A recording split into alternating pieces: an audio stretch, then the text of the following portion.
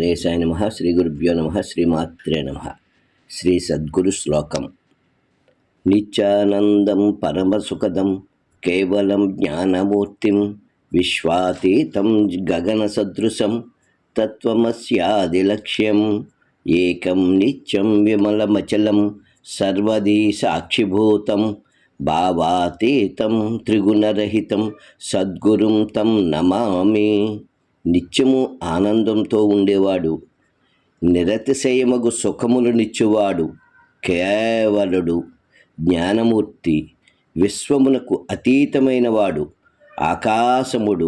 ఆకాశసముడు, తత్వమసి మొదలైన మహావాక్యములకు లక్ష్యార్థభూతుడు, అద్వితీయుడు, నిత్యస్వరూపుడు, నిర్మలుడు, చలింపనివాడు, సమస్త జీవుల బుద్ధికి సాక్షి అయిన వాడును, భావములకు అందనివాడు, త్రిగుణములకు లొంగనివాడు, అజ్ఞానభంజకుడు అగు సద్గురుమూర్తికి నమస్కరిస్తున్నాను.